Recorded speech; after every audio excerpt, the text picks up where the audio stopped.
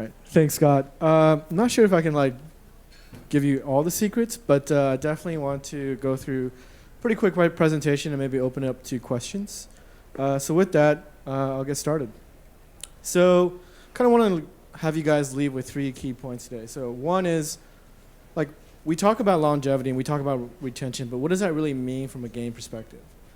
And that kind of leads into my main point, which is the metagame, right? The importance of the metagame. And I really go into the details of what I mean by the metagame. And then finally, why this is important to your strategy. So yes, retention is important, but how does this really make your sort of game or your business strategy flow into that? So hopefully you'll leave here with these 3 points. But before that, I just want to get a quick start of who is GREE.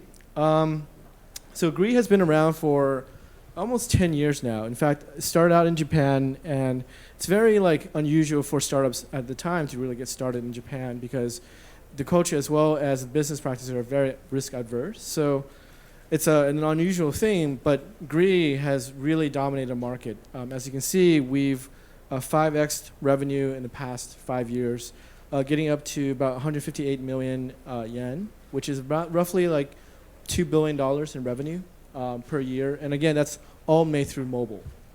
And I joined the GREE family about 2.5 years ago through an acquisition, Funzio, where I was managing games there. So at Funzio, I managed a couple of titles. 2 of the most notable ones is Modern War and Crime City, both of which have been awarded top grossing games of 2013. In fact, Modern War was number in the top 10. Crime City was in the top 20.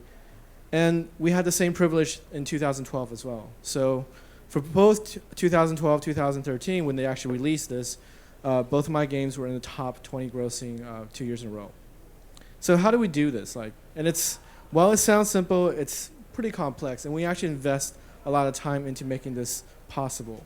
So I'll kind of go into the point of what exactly is longevity? Well, longevity is really about building to your core, right? You have a game, but how do you build onto that core is really the importance. So let's kind of walk through Modern War as an example. Again, this is a game that's been around for almost 3 years and have consistently been a top 10 grossing app. So with Modern War, we start out with the core of the game, right? And you can take this as almost any practice. Think about Angry Birds. The core of the game is flipping the bird around and knocking over pigs. The core for Modern War was sort of established and built upon in the early days. But beyond that, we built on top of that live ops, right? It was not just the core that we really launched the game with. We actually launched that and then build live ops onto that. From there, we actually built in guilds, which is a very, very important aspect of the game. And from there, we built guild versus guild. And this is really sort of the creme de la creme of features. In fact, the #1 top grossing game in the world is Clash of Clans. And it's so successful because it's Clash of Clans, which is essentially their guild version of the game. So as you can see, we start out with the core of the game, but we really evolved and added more and more on top of that to that eventually the game became this entire thing. And this is what I call the metagame.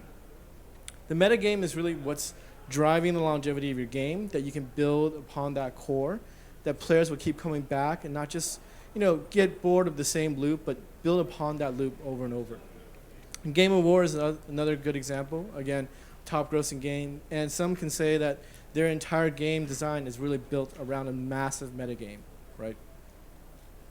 So what does that mean really in the reality of the code base?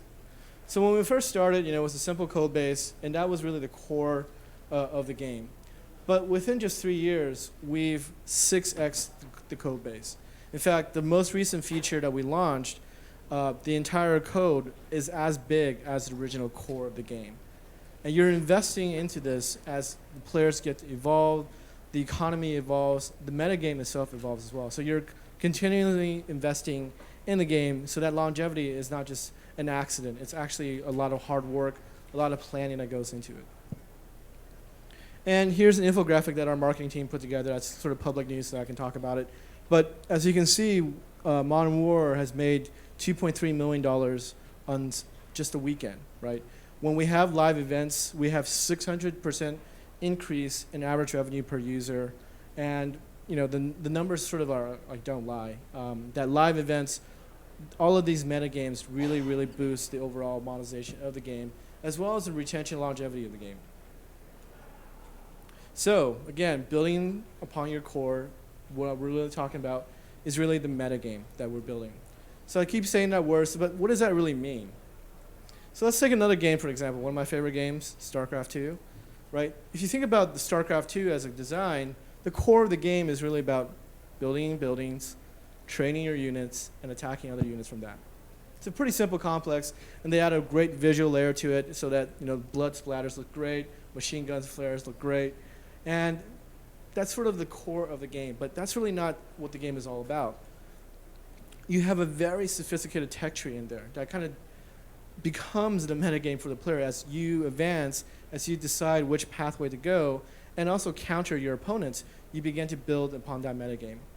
And then it goes one step further by creating profiles of your characters, putting yourself in PvP leagues, adding like social elements to that as well. And that goes even further with the esports aspect of it, right? So that the core of StarCraft 2, which is pretty simple of train units, build buildings, attack others, have now become sort of this large global expansion of like esports, and that's just one of the examples. And that competition that's driven through the years and years of development is so strong that, I'll take another, like one of my favorite stories, which is in the last World Cup, the South Korean team flew in their esports team to give them a pep talk at halftime about what it's like to compete and win. Let me say that again. The World Championship soccer team got a pep talk from the esports team. And that was absolutely normal because for those guys, they were their heroes, right? They were the ones that they idoled. They were the ones that knew that the competition was strong. And again, where did it all come from? That came from the idea of core and building the metagame upon that core. So let's look at Modern War. It follows a pretty simple formula of very similar building buildings, training units, and fight other units, right? Very simple at its core, but upon that we really, really go into the details of really building an army, making sure that when you fight that the stats and the methods make a lot of sense. And then really at the end of the day what we're talking about is world domination, right? Like players in the guilds can actually compete over different regions of the world. So every month, Egypt will be up for grabs or Russia will be up for grabs that players can compete against. And that becomes a metagame of our. And as you can see, our game schedule of what events we run, how we actually plan the games is pretty aggressive, right? It's not something that's simple that we kind of set and forget it. It's a well-calculated, sort of planned out method that we can get the players to get excited about the metagame. And if you look at the Annie history rank, I mean, again, this is all public knowledge, you'll see pretty drastic up and down turns of like when we hit top 10 grossing to even top 5 grossing to when we drop down. And this is not by accident either. This is, again, well planned. We can predict revenue. We know exactly when the peaks are going to happen and what the peaks are, right? And to get the players motivated, to get the players excited about content that's in a game that's 3 years old, right? Like how many of you guys even play games that are more than 3 or 4 years old on your mobile devices? Like, it's a very, very, very strange thing. Isn't that the people who do it are doing it very, very like methodically, and we're very careful about how we're doing it as well. Okay, so I talked a lot about the game. So why does this really matter for you, the audience here, right? Like, so if you look at the App Store, the landscape has really changed in the past 3 or 4 years. So look at the App Store in 2012. The top grossing charts, the top 5, was Angry Birds Space, Zynga Poker, and Dragonville. You look at 2013, that changed drastically to Candy Crush, which wasn't even around in 2012. Clash of Clans, again, wasn't around in 2012, and Heyday. They started to dominate the marketplace, right? And then within a year from there, and this was captured just yesterday, you have Game Award that didn't exist a year ago, and now Kim Kardashian Hollywood, that did not exist a month ago, is now the top 5 grossing game. So what does this really tell you from a consumer, but not just from like a business person, is that the market space is changing, and the players, what they like, are becoming more and more sophisticated. Draw Something, again, that was not that long ago, just 2 years ago, that was a top grossing game. Not just a top 10, but a top 4 grossing game. And now Kim Kardashian is a top 5 grossing game. I guarantee you no one would have guessed that 2 years ago, but hey, here we are. And what does that mean for your business? Well, because the landscape is changing, the top grossing chains are changing, the cost of per install is drastically changing as well. And this is a really good report that Fisku provided, which is basically we're seeing a 56% increase in just 1 year in cost per install. And just hot off the press of today's earnings report, Facebook stock just went up 7% in after hours after the earnings report, mostly thanks to mobile. And as you can see, this is why. 60% of Facebook's ad revenue, which is again 99% of their business, is all mobile, right? And that is a 60% increase year to year. So if you put the two to two together that, hey, Facebook is making a lot of money from mobile and that CPIs are increasing, that really begins to think about your strategy of building an app and launching an app. In fact, most of the strategies that are out there kind of follow this curve. You start off in the very beginning of launching your app, you put a good bulk of your marketing dollars, and it begins to trickle after that, right? You really want that initial burst to get yourself up there and free and really get the game out there.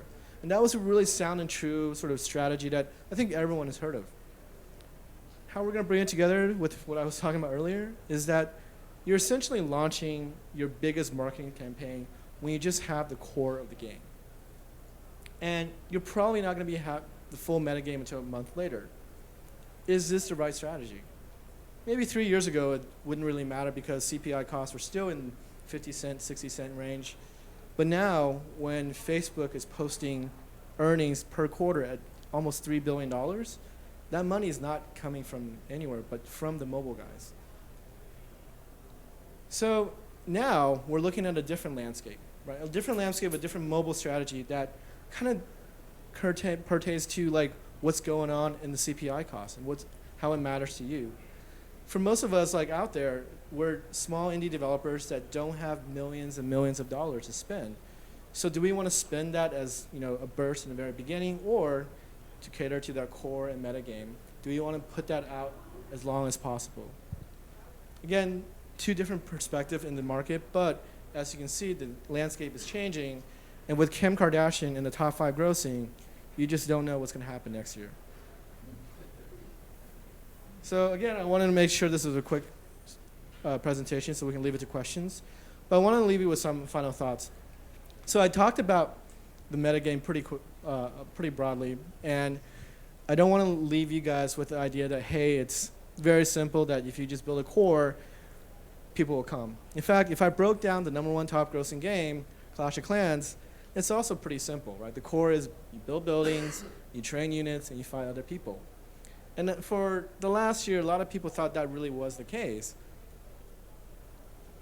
And we got this. This is just a small sample of all the games that came out in the last 12 months that were all basically the same core game.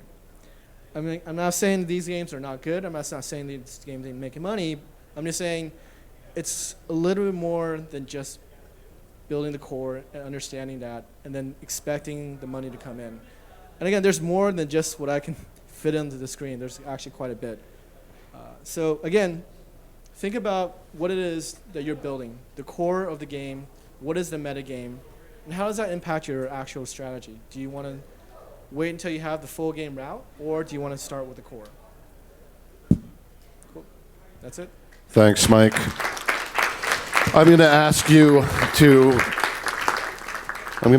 to whip out your crystal ball and tell us what thing we will be surprised to find in the top 5 in 2015.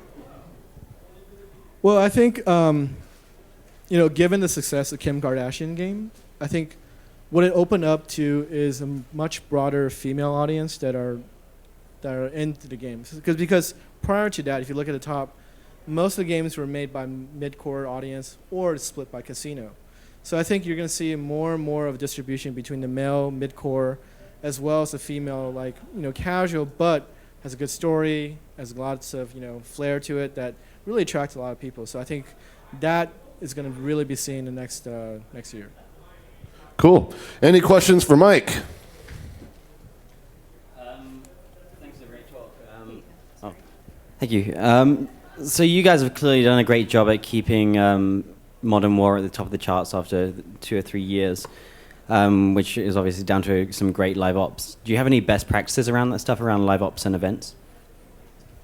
Absolutely. I mean, there's lots of things we learned from live ops for over 3 years. Some of the top ones I would say is make sure the live ops build onto your core, the core gameplay of, and whatever that might be, it should follow that and again re-encourage that core gameplay.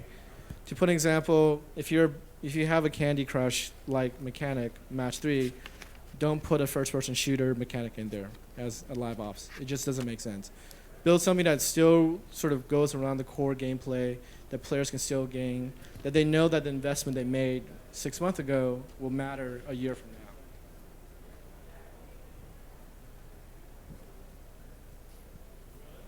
Any other questions? Mike Liu, ladies and gentlemen.